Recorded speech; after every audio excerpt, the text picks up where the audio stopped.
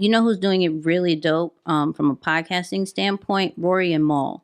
So I don't know if you've seen their content. So they'll do videos with captions on it, and what they'll do is take screenshots of different frames from that video and create a carousel saying kind of the same story, right? So they could take that particular carousel or those particular screenshots and they could put it on YouTube as kind of like a carousel, and on Facebook as a carousel, and LinkedIn where it came from a video. So normally people create all separate types of carousels on it, which carousels is amazing. If you're not putting it on your content strategy, you should, right? But they're saying, okay, we're dominant in video, but I'm just going to take some screenshots, do some crazy faces with the screenshots, right? And let that tell the story instead of depending on people watching the video, because we have to understand people receive information differently. Not everybody likes video. We like to read. It's like the news article that comes up, and it's like, all right, well, now you got to slide because now I have to see what this picture was about. Yeah. Well, you got to pay attention to what's popular on, because like me, that's why I follow a lot of sports pages, because I don't really get inspired by financial literacy pages, because I feel like the financial literacy pages kind of follow us a lot. Yes. So it's hard to get inspired by somebody who you're inspiring. Talk that talk. No, it's just reality. But Yeah, I know. yeah. Modestly speaking. But I say that to say, so I noticed what you're talking about. I noticed that from like ESPN Bleacher Report when I saw it started to happen, and like where they have like a picture of Steph Curry shooting a three. Yes. And then the next slide is the actual play. Absolutely. And I was like, why are they doing this? And then I started to realize like that was like a trending topic on Instagram, where you're breaking or even breaking the video up, Yes. as opposed to just having one long video. So, it's like anything. I feel like social media, you really, the best way is to really like stay up to date. Like it's hard to like just dibble and dabble in it because it changes so much. Yeah. And the another reason why that trend also works is because you have to think of, how am I going to keep users on the platform longer? Right. So I already caught your attention with that picture. Now, if you go to the next slide, I'm keeping you for at least another 60 seconds watching the video, and you get rewarded by that because the platform's looking at it like, you're keeping my people here. I'm making money off of this. So any type of content that you're creating, you have to think about it like, how do I keep people longer on the platform? Hence why, if anybody remembers, when Facebook like stop really rewarding people just putting up your YouTube links, like those got really trash engagement. Why? Because you're taking people off Facebook. To go to Right. the site. Yeah. So if you create content that keeps them on longer, right? Now that's where you'll see the engagement go up over and over again. So once people saw, okay, I just got to take a picture and then show the video. Well, let me just do that over and it starts trickling, not just from the sports standpoint, but then from everyone else seeing it, just because they know it's a play of, I got to keep the people on there longer. It's like when they removed the swipe up and now you got to put the link. So there you go. These are trends. And so now I'm interested because like you're the expert here. So you started with the mashups, right, with the sound over there. And then now we see the carousels and the screenshots that lead to videos. Yeah. So what do you see is like the next trend? What are you seeing out there that's like, all right, this is where this is headed? I'll tell you this. It's not necessarily the next trend. You have to master short form. Okay. As TikTok stays number one, Instagram, Facebook, Twitter, all of them are going to try to create a true short form competitor, right?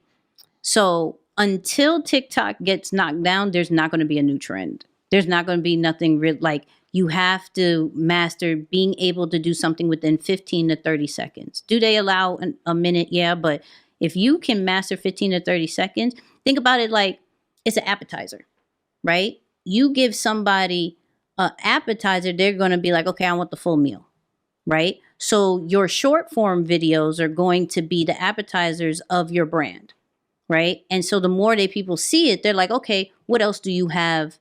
Part of, like, okay, maybe I'll see a 60-second, maybe I'll read a blog, maybe I'll go to your YouTube and things like that. But if you don't necessarily have short form videos in your arsenal right now, people, it's starting to fade a little bit for them, right? So even with YouTube Shorts and things like that, like we have to figure that mastery out. We have to figure out that formula of the hooks. We have to figure out the formula of the texts. How do we make things pop up? You know, we have to figure out, you know, how to use the sounds, how to use the different effects, how to be using more of the tools that they give us rather than necessarily how do I make doper, longer content, or how do I take better pictures and things like that. How do I get, another one is AR. AR is, you know, with the filters is crazy. For those people who are interested in creating AR filters, that's going to be a wave because you have to think about, okay, these creators need to do something with their content. So if I'm creating a dope AR filter for it, not only does that bring attention to my brand, it brings attention to the creators, a win-win situation, and they're going to go to you for more stuff. So short form and AR filters, I think, is those two things to concentrate on. So like TikTok, you can create most of the content on your phone. Yep. But like if people are still interested in maybe IG or just, you know, what are some apps that they can possibly use like that, you know, on a computer to just create more high level content? So I'm big on creating like your media team, right, with apps, because not everybody can afford a videographer and a photographer, right? So for your video editor, you're going to use InShot. You're going to use apps like Video Leap. You're going to use apps like, what's another one? VidLab. You know, those apps are really good for iMovie if you really want to start it out. But InShot, VidLab, CapCut is my new favorite one. I'm not going to lie. What is CapCut? It's one of the top apps. Oh, I love CapCut. It's one of the top apps of 2021. So it is a video editor and a photo editor. So you can do captions in there. You could do titles in there. You could do transitions in there. You can make a still picture like turn into a video. So it does like kind of like 3D kind of thing. You could do the cartoon, the big head, like the effects that it has in there. You could remove backgrounds. You could do green screen. It's everything for free. Like other services, you have to pay for all these different features. It's super free, and it's super easy. It's definitely one of my favorite apps. So, if I were to put it in order, CapCut, InShot, and Video Leap is my 3 top ones that I use on a regular basis for video editing.